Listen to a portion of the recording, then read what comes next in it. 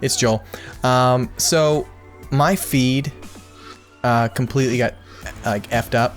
So this podcast you're about to hear, it was me, Dave, and James talking about Fallout 4 before it came out, just our love of it and what we're excited about, and leaving Jeremiah out because he's not a uber fan and won't pre-order it like us hardcore badasses over here. But anyways, so I am just going to try to re-record what I'm saying in between what they're saying. So it's just bear with me and I'm going to do my best, but I completely lost my feed and their feed is really good. And we had some really good discussion. So here goes. What's up, you filthy wastelanders? This is James and the Casual Shenanigans 3. The 3 that love what? Fallout. Fallout. 3 survivors. We are having a quick conversation before the release tomorrow night. We are all incredibly excited. And so we figured I've looked at my little countdown timer so many times today. It's pretty bad. I have it up on my phone that I'm using too. So yeah, we're just going to talk about, our love of Fallout. We're going to talk about, some of our experiences throughout the years and talk about some of our expectations for what's going to happen tomorrow night. So much is going to happen. So with me is Joel. Hey, everyone. And Dave. Yeah. The true loot buddies. Yeah, this is very true. Well, Joel's not that great at looting. Hey, I hold my he kind own. of pisses me off, actually, when he loots. Screw you. You see, But it's a at great least- system, though. No. See, guys, it's a great system. What? Joel misses crap, gets impatient, almost dies, but me and James, first I'm the second wave, and then James is the third wave to check all the containers, so we don't miss anything. As a team, we're unstoppable, basically. I mean, it's always good to have a good backup system. Redundancy, you have a redundancy on your servers at work, Your mom. You don't want Redundant something to looting. happen. Yep. So we're going to kick it off first talking about our first experience in the Fallout universe. I'm going to let you go first, Dave, because you probably have the longest history. I had the longest. I have to listen to this all over again. It's not how long it is, it's how you've used it. Actually, in this case, it might be true because my kind of Fallout backstory is actually kind of boring because I got really obsessed with the I would early expect games. nothing less from the lore lover. Surprise! I got obsessed before the launch of Fallout 3.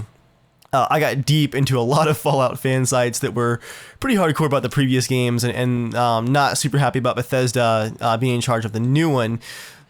Yeah, so I was actually a little bit worried, guys, that I was going to bum myself out before the launch of Fallout 3, just getting kind of obsessed with, the more obsessive side of the fandom. Oh, you getting obsessed? But you guys also know what I'm talking about when I say that the exploration in Fallout 3 could have overcome any kind of reservations that I had. Like, it could have had no story, no named characters. Like, every NPC is mute and just the world is there to explore. I would have been like, oh, okay, yeah, I accept this. Yeah. So yeah, I pretty quickly, embraced the world and the exploring and even the main quest, while not great, I definitely cranked that sucker out and really did enjoy it by the end. And by the time that I unlocked that perk that lets you see the entire map, I think I completed 70% of it on my own. It was fantastic. And then I actually want to talk about New Vegas for just a minute because whereas there were a few things from Fallout 3 that did let me down, it was a little rough graphically. The main quest wasn't super great. New Vegas was written specifically for me. I mean, the hardcore mode with you have to purify your water and eat and drink constantly. That was the exploration from 3. In my opinion, a much better amount of writing for both the main quest and the side quest. The same good old Fallout exploration and then all the hardcore survival stuff. Man, I beat everything in New Vegas. I loved that game. Now, did you play Stalker before? I mean, I know it came out before, but were you a Stalker fan before you were a Fallout 3 fan? That's a good point, James. Yeah, I played Stalker from the week it launched in 2007. I was always a huge Stalker fan. So yeah, that's probably why 3 graphically disappointed me just slightly, just because I've been playing Stalker for a while. Right. But New Vegas, like I said, it was written for me, I'm pretty sure. All right, Joel. Yeah, Fallout 3. I definitely bought the game absolutely when it first came out because I was a huge fan of Oblivion, and Bethesda did Oblivion, so that was kind of a shoe-in for me for playing the game. But I had never heard of Fallout before, so I remember when it was like Fallout 3. I remember looking up, there was other Fallout games, so I never heard of Fallout before Bethesda announced Fallout 3. But I mean I loved it. I think there was just something so charming about the atmosphere. Excuse me. So charming about the atmosphere of just mixing the 1950s with an alternate version of the 1950s that's in the future, but still feels like it's in the past. And that was just something that immediately resonated with me, and I just really, really enjoyed that, that game. I must have said something funny because that's not really funny what I said, but I'll just keep talking about it because the mechanics of the game were a little shoddy here and there, but I think it was just honestly in the environment and the sound effects. As long as they don't all die horribly. Someone dies horribly. I don't remember what we're talking about, but the game just. I love exploring, just seeing what's around the next corner, and I remember just getting out of the vault for the first time and being able to choose your own direction to go was just so fascinating of a game, just experience that it was like, wow, this is really cool. It might have been the Declaration of Independence. Oh, yeah, that's the story I was talking about. The Declaration of Independence, that was an amazing quest I had, and I got to tell this story really quick because the rest up. But the Declaration of Independence, when you go and steal it from this robot that has a wig, was amazing. Joel, I gotta agree with you there. I had honestly forgotten about that quest, but something about, again, this post-apocalyptic future of them, fighting to, find these relics from what's, our modern-day world. To us, the Declaration's, it's kind of a relic, but to them, it's, this relic of this previous world that they're trying to retain. Yeah. That was a great quest. Yeah, because you could even explore the Lincoln Memorial, I believe. That was so much fun. Oh, yeah. That just seeing the different factions and the Brotherhood of Steel, I've been to a lot of those places as a kid, so it meant a lot more to me, even seeing the Washington Monument and things like that, because I've seen them in real life, so it was cool seeing it in game and then seeing the various quests you might get because of those things. And even I think the Lincoln Memorial, you'd have to go and replace the statue, I think, of Lincoln's head or something like that. I can't remember exactly, but there's just it's hard to deny the charm that Fallout gives that no other RPG game I think can do. That environment. No graphics. No graphics. Oh, yeah, it's all text based. I was talking about the game being. It could have the old graphics. I'd still love it. Oh yeah. Yeah. Well, Dave, now you agree about that you would play it if you had Fallout 3 graphics. Oh yeah. I don't know what I'm saying here. That was the other part too, was that for every weak moment in the main quest or whatnot, there was some wonky Nuka-Cola based ridiculous quest that you're just this is just awesome. Oh, dude, I love the Nuka-Cola quest where you'd have to actually go find them and everything. I love that. Yeah. So for me, I didn't play Oblivion before I played Fallout. I played it, but I just didn't get into it at the time. Something didn't do it. I guess going into just the never-ending caves, it was just kind of, it was the big turnoff. I didn't try to follow the quest and actually meet people. Skyrim definitely fixed that. But so when Fallout came out, I had no clue what it was. It was only through seeing footage online where I thought, this might be interesting. This looks kind of cool. I mean, I like RPGs. I think I was still in the BioWare love fest phase at the time. But I saw it used, this tells you, I saw it used at Blockbuster. Here we go, James. You were alive then too, Dave. This is an old man story. I remember the Blockbuster. Where you could actually get videos in a store. Ooh, gross. Yeah, I bought it used from Best Buy. It was something I want to try. It got into a price range where I thought, yeah, it's worth trying now. And the guy behind the counter was raving about it. And I was like, okay, thanks, buddy. I just want to go play now. Weirdo. Why do you think I want to be social? Do you think this bonds us for some reason? So yeah, I mean, I played it, and holy crap, I played it so much. For me, the best moments were coming out of the vault was just a different experience. Oh yeah. I mean, when you see footage of the wasteland, it's cool, but there's something about actually getting into the wasteland where you're like, holy crap. And they know how to milk that moment too. Like every sound is so carefully placed and designed. Oh yeah, just that little bit of wind and every creak of the fallout shelter door, like the vault it's door. so well designed. Those exits. I love the sound as it just kind of creaks open, and you're just like, all right, which way do you go? You mean unsealed the deal? Unsealed the deal. What did I say? But I think right here I was asking James and Dave about where did they go first? That wasn't to the left. Okay, yeah, I was correct. Yeah, I went to the school first. Actually, I went to the lady's house, and then I went to the school, and then I went to Megaton. Yeah. Okay, I did go there as well. I was thinking the grocery store is after Megaton. Yeah. For me, it was the school first too. The peasantry here, Joel. No, I just messed up a word. But yeah, but for me, I had never experienced. I mean, I've obviously heard oldies music, but I'd never just experienced it so much to where I was just like, this is really good. I actually kind of want to listen to this outside of the game. And then it became like you said, that charm was just, it was crazy. The radio stations are what made it for me, I think. I mean, I loved exploring. But the main quest was almost like a, all right, I guess I'll do the mission for a little bit. Check the box thing. Yeah, check the box. Because really, I want to go see what's over that horizon over there. And that was the big thing. Is just I have to find out what's in that building that I see a little teeny dot off in the distance that might be something. Let me walk over there. And just the sheer amount of quests you find between the satellites and the tree guy and the Republic of Dave, and I mean it's crazy the little bit of details they put in just to reward exploring. I love the vaults.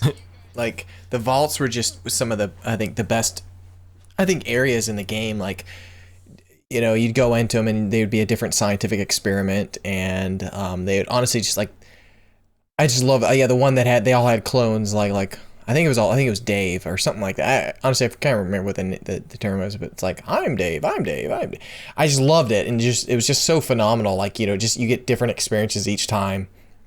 You go into a different vault and a big different history and everything. One would be all scientific based. Oh yeah. Thanks, Dave. But yeah, it just want to be really scientific. One would be like emotional responses, then one would be, just all like radiated and ghouls and stuff. I love that. What? 100% of my first time on both games. You 100%? Oh yeah. Nice. I was listening about that. Every location, every quest.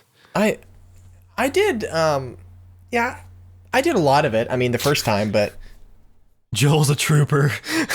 Yes, I am, Dave. Yeah, I love that perk that you can get towards the end of the game, and I hope they have that for Fallout 4, where you kind of play the game so long, but then you're like, I don't know where I'll left to go, because you feel like you've explored everywhere. That perk is amazing, because all of a sudden it shows you all the locations left to explore. And then I found out, holy crap, I've got 10 more quests left. Apparently that was funny, but that quest is awesome. I love the area in Fallout 3 with the ants. Yeah. That worked out well. The ants, you like have to like rescue some kid who is like searching for someone, and you have to find a parent or find a place for this kid to go.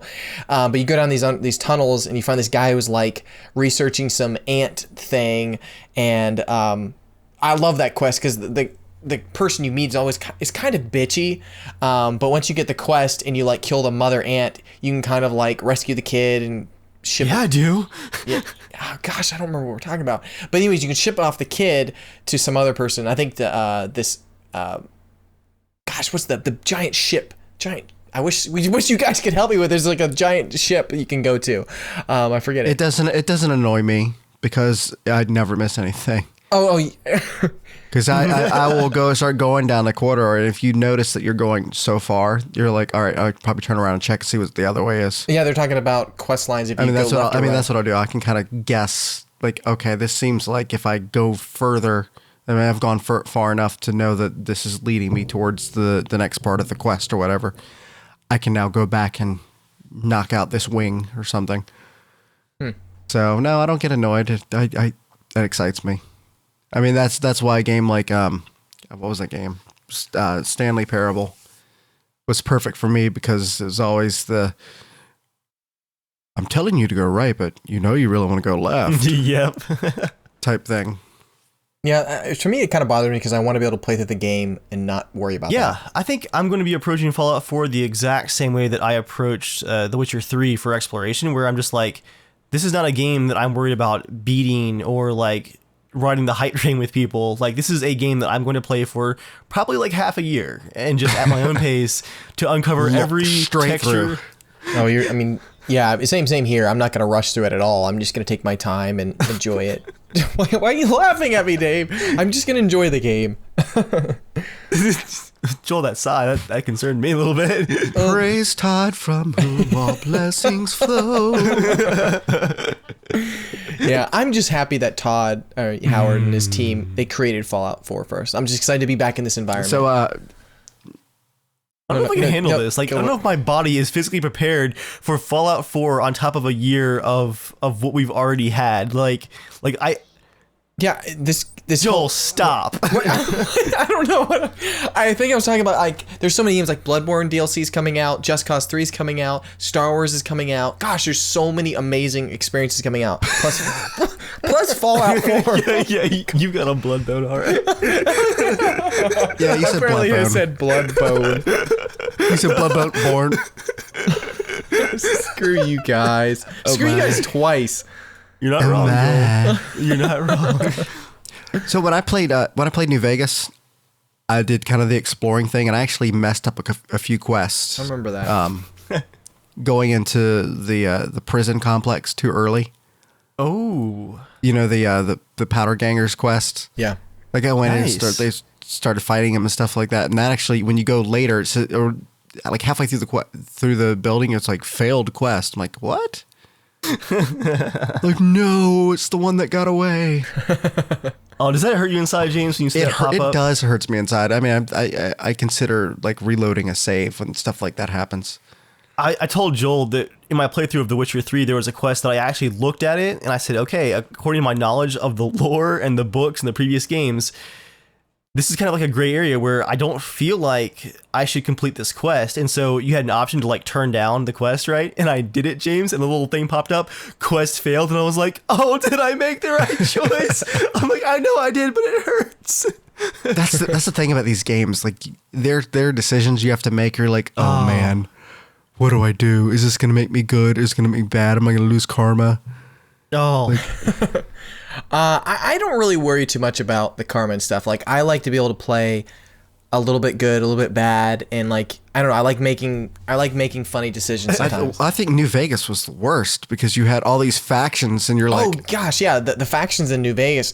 After, like, if you made the wrong choice, you like lose about 10%. I think more than that, maybe. Yeah, it was like 10, so that's a little 15%. crippling when you're thinking, man, if I do this, then I'm going to lose favor with the NCR, or I'm going to lose favor with Mr. House or something.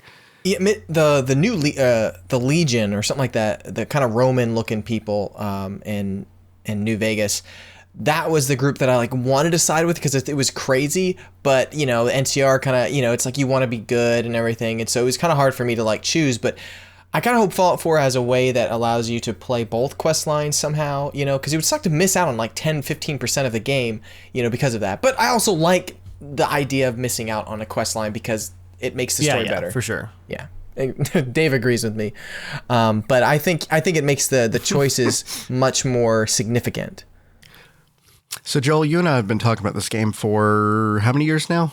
Gosh, I mean, I think it's probably the backbone of our friendship. Oh yeah, I mean, it's been, I think, since 2009, right as New Vegas was getting ready to be coming out, like the year before it came out. That was kind of when we started really talking about Fallout, because I had already played Fallout 3, but you just started getting into it and kind of found out we both like playing it. We both were gamers and stuff. So yeah, it's kind of been the backbone of our friendship. The consummation of our love. Yeah. Yeah. I don't know why this is funny. At least once a week. Yeah, we would talk like once a week. And I think there was a period of time where like almost 1 or 2 years every day we'd at least talk about Fallout at least once for a couple of times. And it was dude, what if they did this? What if they did this? We would talk about stories like and end up with a script, and I think James is going to say that next about a pre-war script. To the point where we actually kind of came up with a semi-script for not a script but like an outline of a script for a fan film based on, we were going to call it The Fallout. It was all going to be based on the events that led up to the initial bombing and going into the vault. It was going to end with them going into the vault. So I mean, in a lot of ways, it was kind of like how 4 started. So we'll see. If that's I would love to do something like that with just creating that world. Oh, that'd be awesome. But do you remember the beach trip where we were walking through the sand dune area? Yeah. And we had Fallout on his phone. Were you near us when that happened? I think Joel tried to hide it, but I knew. I recognized. Yeah, I was playing like it was glorious. Spots, I think. Joel tried to hide his shame under a bush.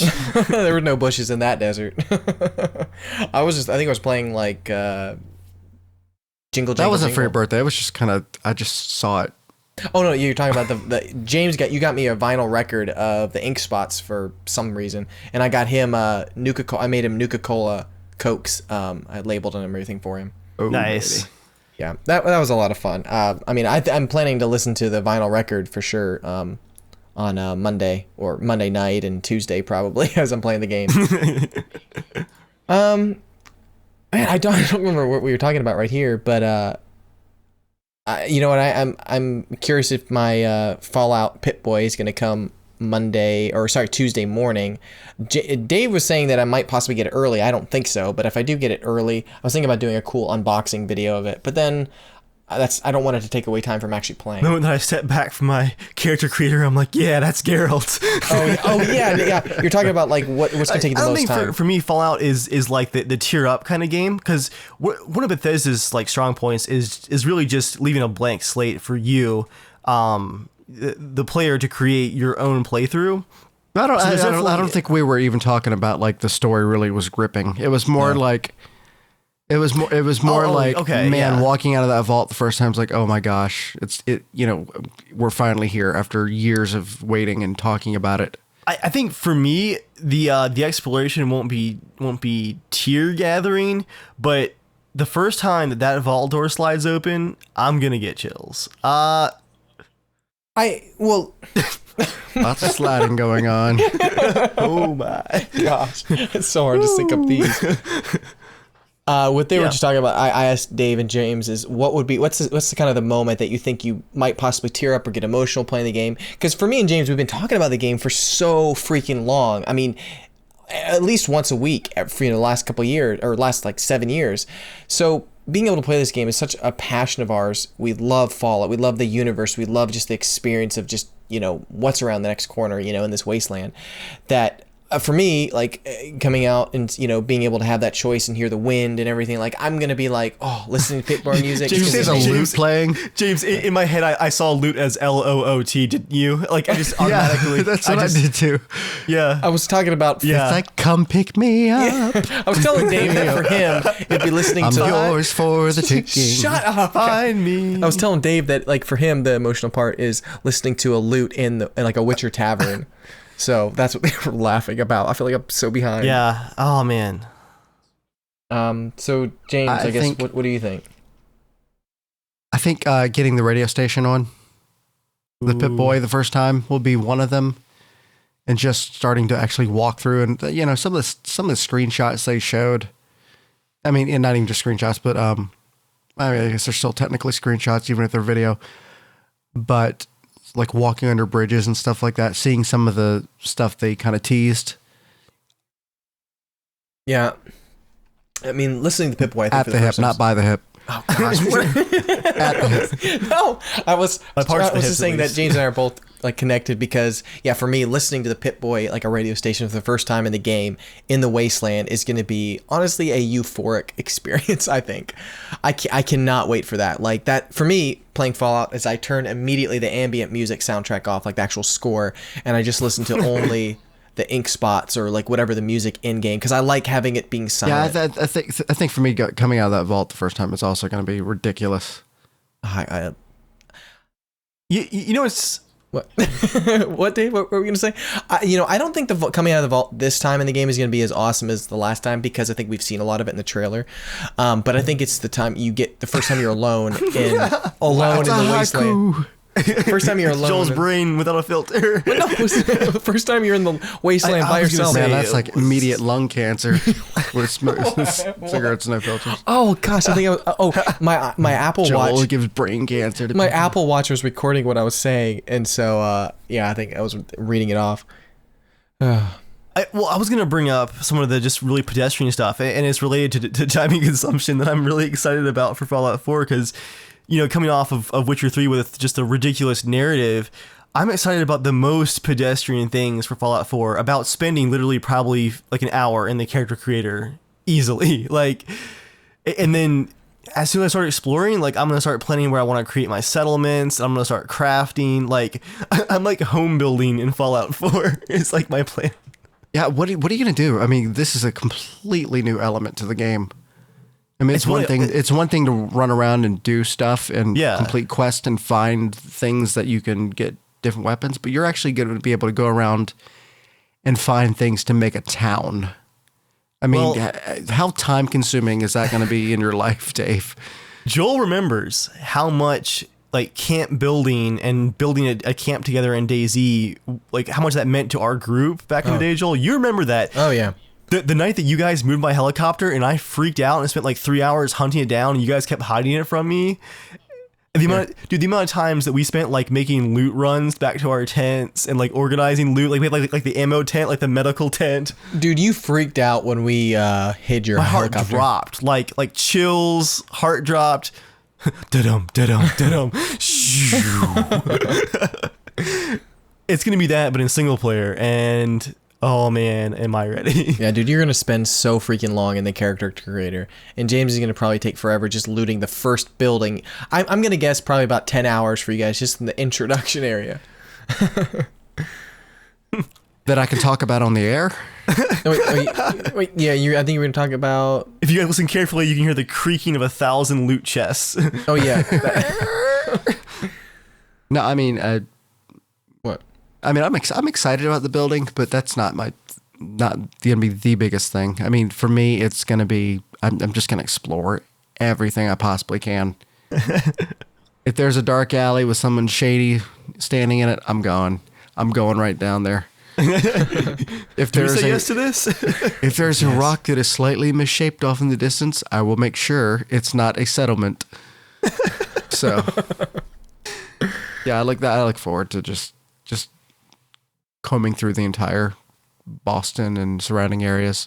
I'm excited to find, places that are almost like gambling areas, or like things you can, I don't know, underground areas, like just weird things. Like it'd be cool to find like a car that you can move away, and there's also like an underground thing right beneath it, or something odd. I love the quirky. Oh yeah. I love the quirky stuff in Fallout universe.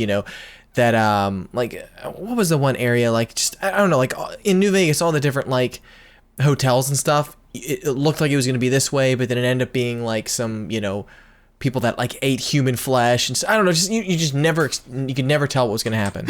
I don't see him doing that. I see him having a house, but then I'm seeing him having a hidden location for his loot. Oh yeah, the raiders won't find. Oh yeah, I was telling Dave like he's gonna like hide all of his loot and everything. That's gonna I would be so pissed. I would mod that out immediately.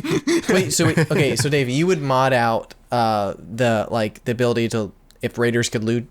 It depends on how pissed I would get the first time it happened. There's a good chance it would get nuked.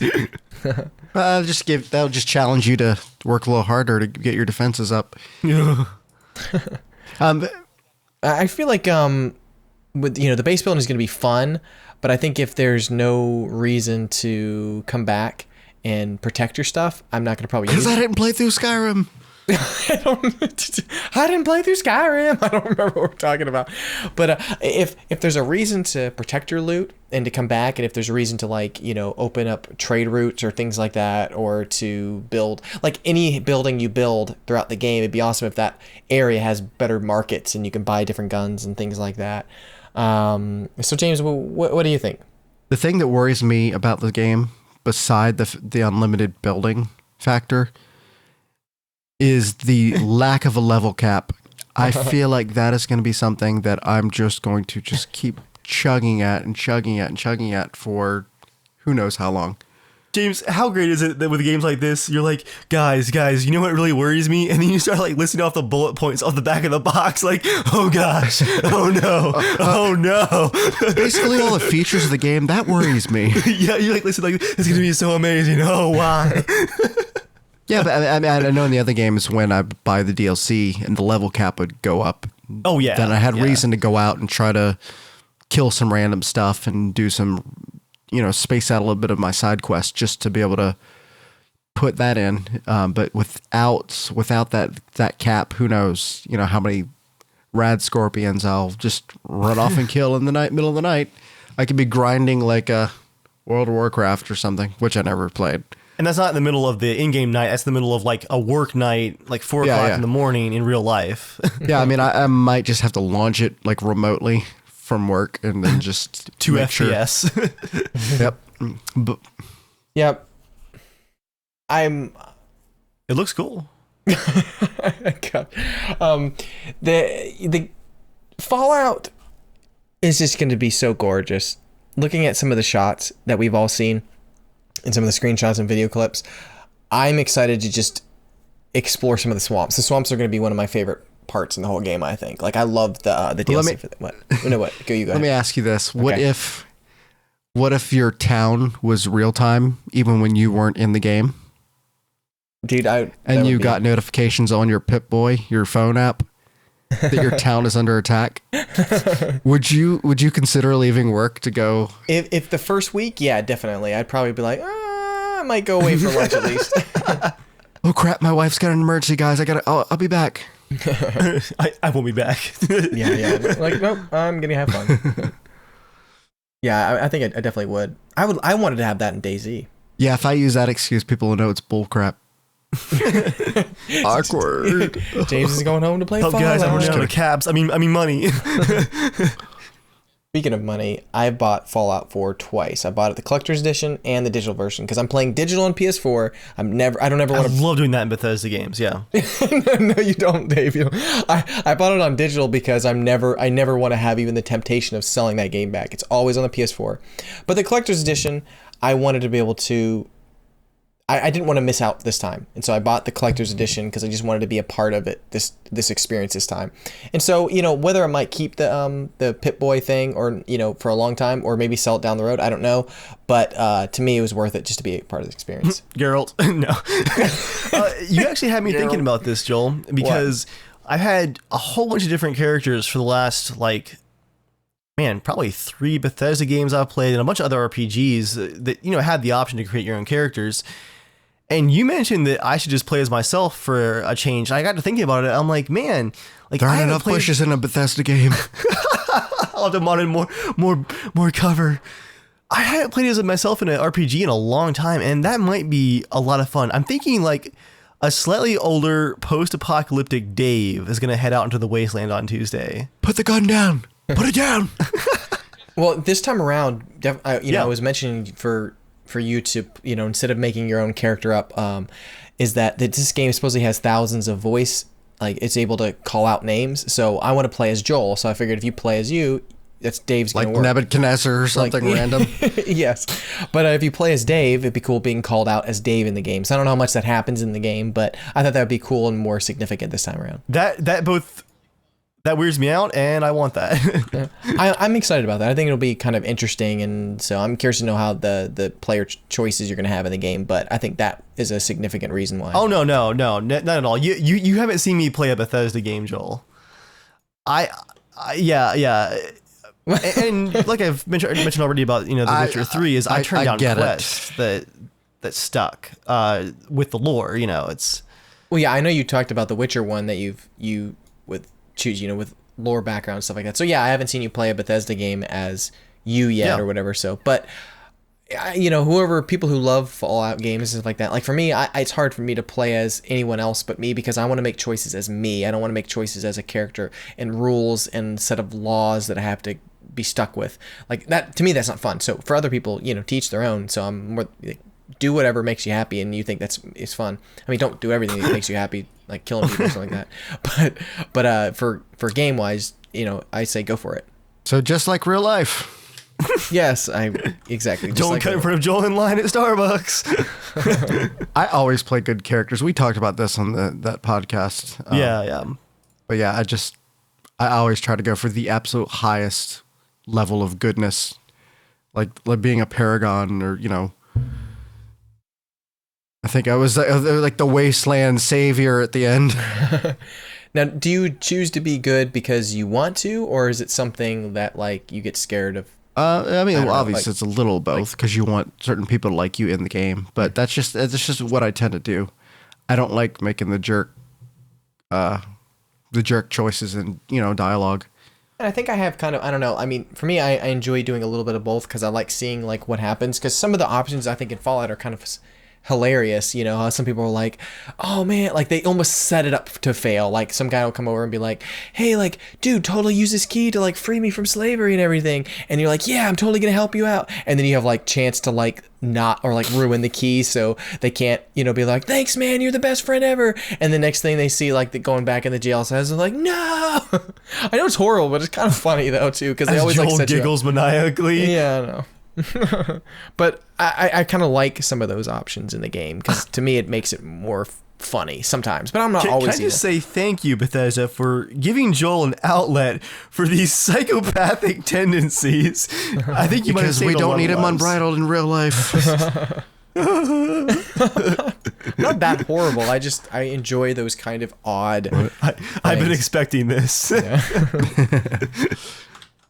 Yeah. Speaking of expectations, what expectations do we have of? I mean, obviously, just playing a lot of the game, but any expectations on, how we're gonna feel playing it? Do you think we're gonna feel?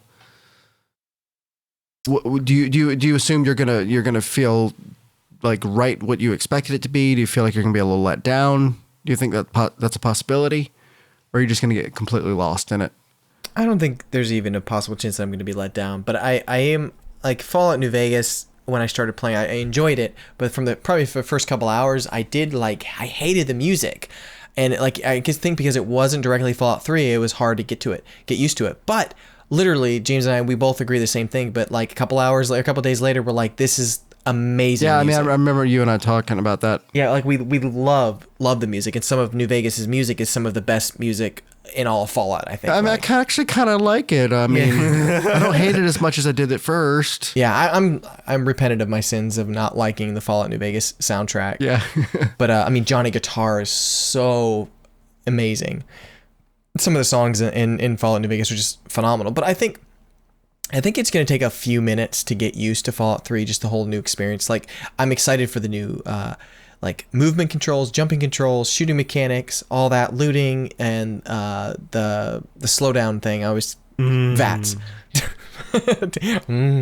I'm excited for that, but I think it's going to take a few minutes to just kind of adjust to it. Kind of the shock of, oh, I'm playing a brand new Fallout game.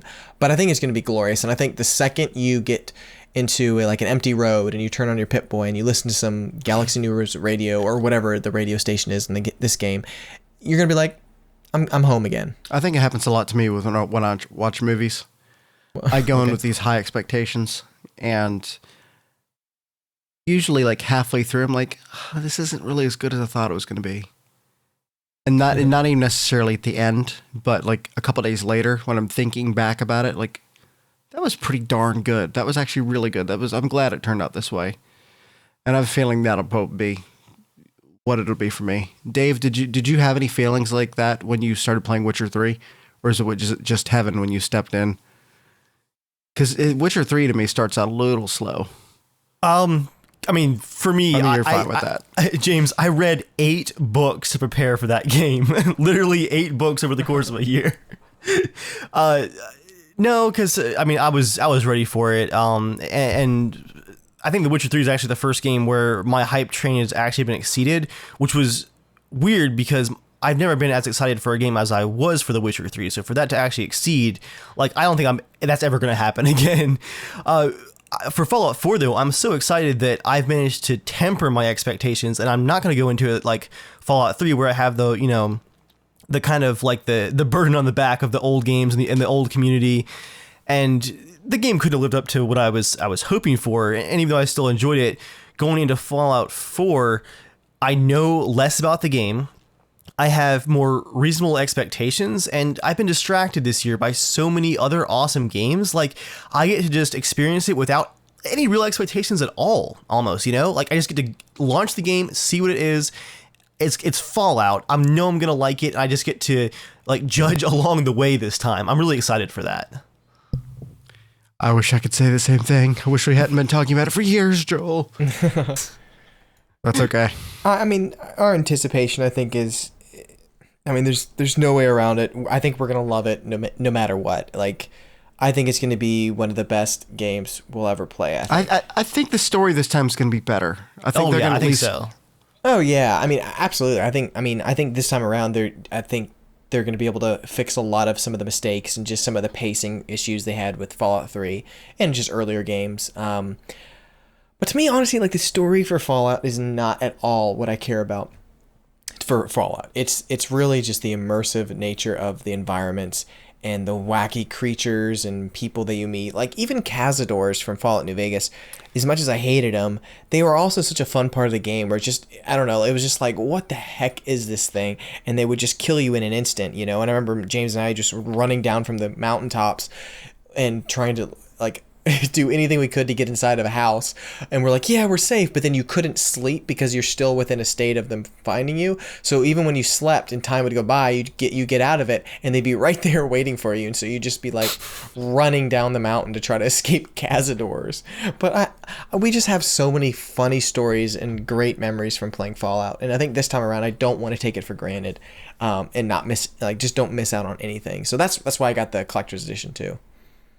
I don't think at this point that we're going to be let down, just based on the new major features they've added. Like, that's something I wouldn't even have thought they would add. Oh, it was like every checkbox that we were asking for, like, or hoping for even. It was like the base building going back to the pre-war times. Like, man, they know how to service their fans. Well, yeah, I mean, they released a free freaking game for the phone, just kind of as a, yeah, we just want to do it, kind of thing. And so I feel like they probably really love this game, and so we'll probably have the same experience. But I think of something like if Half-Life 3 or Half-Life 2 Episode 3 ever comes out, I don't think the expectation will ever meet or be met by that game, honestly. Yeah, you're probably right. James, you just get distracted by the song that just started playing? A little bit. For those that obviously can't hear, I Don't Want to Set the World on Fire just started playing, and I swear, James, you like almost trailed off mid-sentence. I do want to set the world on fire. Gets us through the day tomorrow. This whole entire time we've been podcasting, we've been listening to the playlist of just Fallout 3 Galaxy News Radio, and it's just glorious. I mean, tomorrow's just gonna be hanging out, passing time until Fallout 4 release tomorrow or at midnight. So I can't freaking wait. I need to get some more snacks though. Oh God, I've wasted so much money at that. You wasted so much money of what? I'm gonna get some more eggnog for. Yeah. Dave agrees. I'm gonna get some more eggnog for Monday night. I'm gonna get some craisins. I think that's one of my favorite snacks. Oh gosh, I cannot wait. I really, really cannot wait. Well, even they didn't expect it. Like, they knew it was going to be good, but they didn't expect the response to it. Oh yeah, we're talking about Gwent. I was saying I hope that Fallout 4 has a mini game like Gwent does in Witcher 3. It's going to be really hard, I think, to do that because I never played Caravan, the card game in New Vegas, but I really hope Fallout 4 has some sort of mini game. That would just be exciting. Something you said about the story. This is kind of our last big section. Do you guys have any story predictions of what's going to actually happen in the game? I'll start with mine. I don't know if the main character. I can imagine the main character is not really human, but you don't find that out until the end of the game or later in the game. I'm just gonna get. I mean, since it's 200 years, I don't know what exactly happened with him, but I'm just or her. I'm just gonna guess that since the whole struggle of humanity and accepting, artificial life or androids is kind of the struggle. I have a feeling you're gonna find that out later on. That's just my guess. I think, I think he might be an android. Like, that'd be my guess, because I think the trailer kind of, maybe not gives it away, but I think it's hinting at that. But I do hope that they have, not that that's a bad idea, but it's that I feel like it's too easy it's too predictable that, like, he's totally going to be an android or something like that, because even in the gameplay, he's, like, mentioning how it's like, how can it be this long, and he's expecting his family to be alive and everything. So I kind of hope he's not an android. Dave? And, yeah, go ahead, Dave. I know so little about the story outside of the trailer. I think you're on the right track, James, but other than that, I don't know what it could be. I think it's definitely like, I think it might have been Joel who mentioned it earlier, that Fallout 4 is going to have a far superior main quest to Fallout 3. I think that's just from the voice acting and some of the stuff from the trailer that I've seen so far. It already looks miles above the Fallout 3 main quest. So I'm excited. So we're going to end this with, what are our plans tomorrow night? Or tonight, whenever you're listening to this. What are our plans for the launch? My plans is to get off work early, to go home. I should be doing a little bit of editing on some wedding stuff and some other commercial work. But I don't know if that's going to get done. But I did get Black Ops 3, and I've been playing with my wife, and that's really fun. So I might be plowing through that. You're just going to come home early and then not do anything. I'm going to watch the countdown. Yeah. So I'm going to try to finish through that and see if I can get through that, hang out. I was curious about that. I saw that you were playing. I was like, gosh, did Joel just buy a brand new game right before Fallout?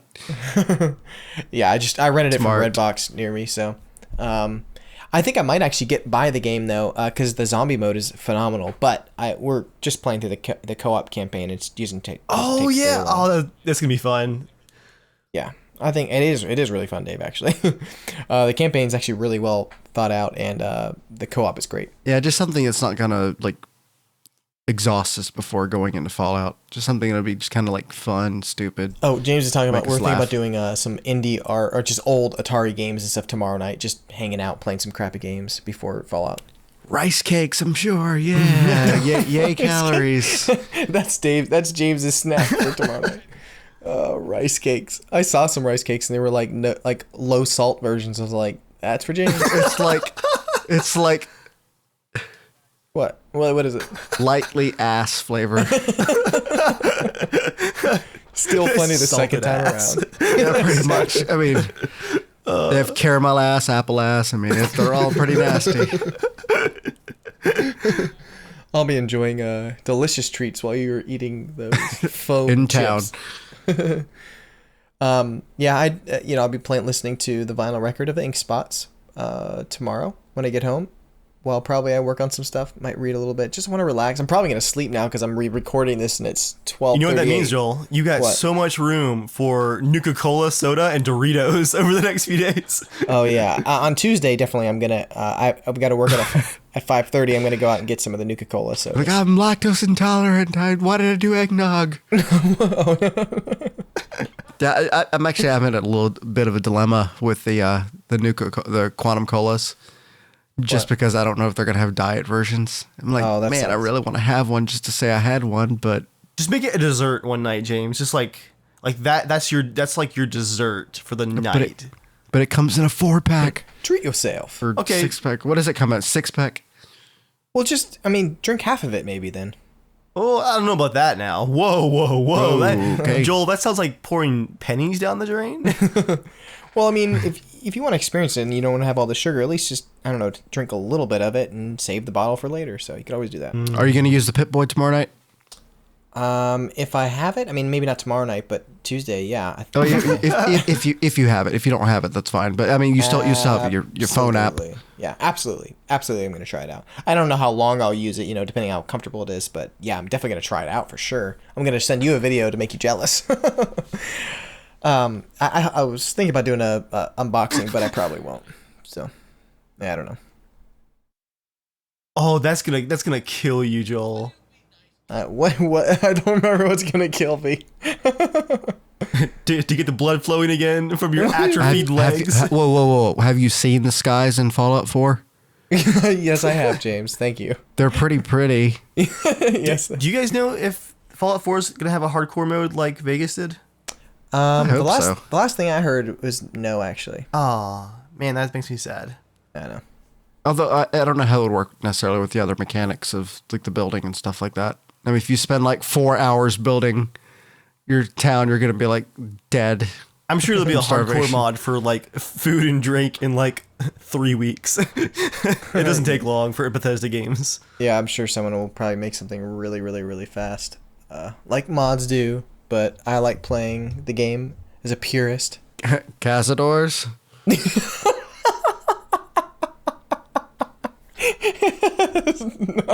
Thanks, James. Oh yeah. And for even the food and drink in Vegas, like the first 10 levels sucked. Like I stole every piece of water that I could find, like every container, every bottle. Like That's why that homeless guy in Fallout 3 is always begging. Dave came by. That was my character actually from New Vegas. Because like in the beginning, I think I actually had to reload a couple of save games because I died of dehydration. But you know, once you got past the ridiculous spike, it was easy. But I still enjoyed it. Constant need.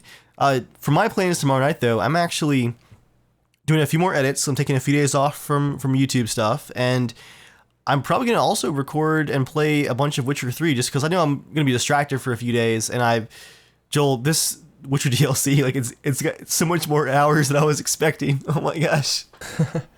Dude, it's way more hours because you take forever to play the game. Like I'm a ton of hours into. Stop looking at the textures. I'm skipping all the side quests too, and there's still more. Those sunsets keep coming and going. You don't have to. Dave Don't does burn yourself stare out. just at the sunsets. That's all I gotta say.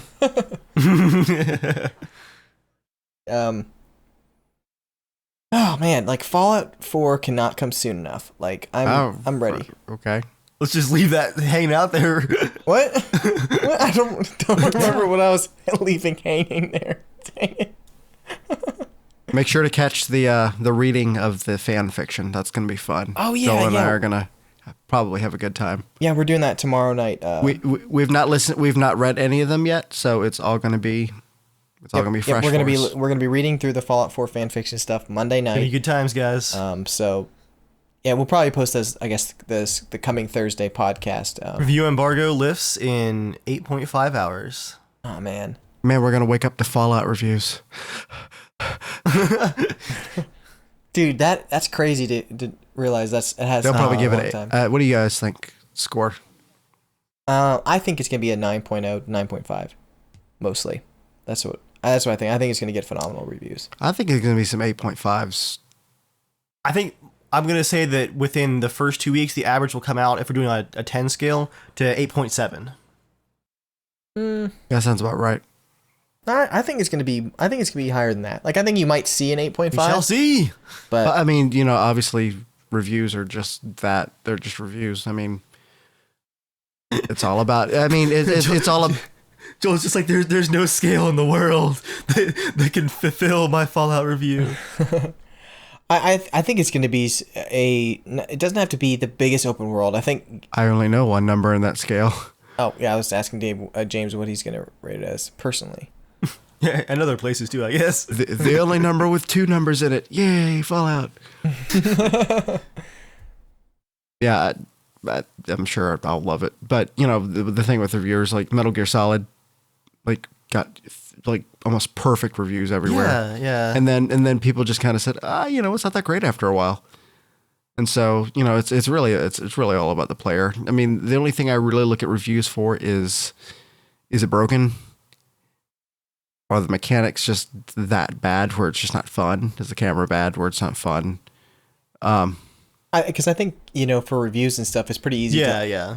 I think it's pretty easy to understand. Like if someone says, you know, the gameplay is really smooth. The mechanics are well made, like they're polished. There's no bugs and things like that. I think that's like almost very universal. But when people talk about like story and stuff, like, oh, it's too fast. I'm like, I play Black Ops and I play Call of Duty every year. It's just I don't know. It's, to me, it's like getting popcorn at the movies. You know, it's like I don't really need to get it, but like I don't know. It's just something I just look forward to every year. So the story, if it's not phenomenal, it doesn't matter at all to me. Really, it's more of just the environment and the exploration. Yeah, you never know how a game is just going to strike you when you start playing it. Yeah. I mean, some games you can kind of tell, and you know, the people that do reviews, they do a good job, and I do put a lot of weight in watching video reviews, but I'm also able to watch a review and say, you know what, I don't care that he thinks that. It looks fun to me.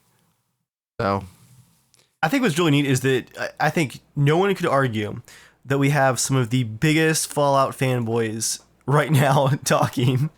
But I think we all have some pretty realistic expectations for the game, which is really cool to see. Like, we're not blindly expecting this to be like the second coming of anything, but it's like the next evolution of Fallout, and it's just cool that we're all reasonably mostly reasonably excited for it. yeah, that's a little unreasonable. Yeah, we're ready to yeah. receive Fallout 4 pretty much. We are we are pretty much ready. Oh man. There's Well, that's no, go ahead. the thing that we've always said is, man, I really wish I could just forget my experience of doing this. Like if a game that was just so fun for you the first time that you wish you could just wipe your memory and relive it again. Oh yeah. And I think that's kind of where I'm at with the game. I know it's going to be amazing. I know I'm going to spend hundreds of hours in it, but it's really about having that experience be a little bit fresh again. I mean, even like Joel said, even if the graphics weren't super updated, if it was the same engine even, it would still be just, man, I'm really excited to get back into that universe. We're back.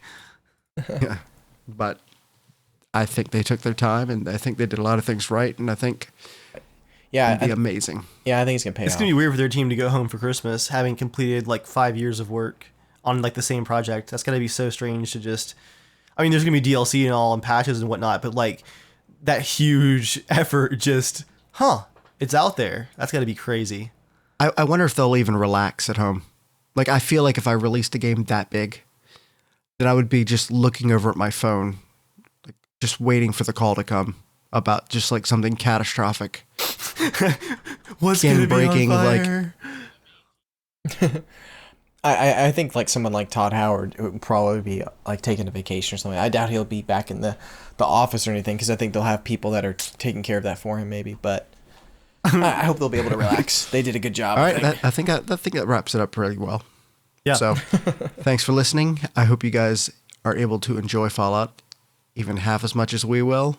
And if not, at least enjoy us enjoying it. And then stay safe in the wasteland, children. All right, so hopefully this was not that annoying to listen to. I try to do my best to re-record, so I'm really tired because this is now 2 hours of podcasting. But if you listen to the entire podcast, just comment that Joel is stupid and he should not plug his mic into a screen. So thanks for listening, guys, and we'll see you guys out there in the wasteland.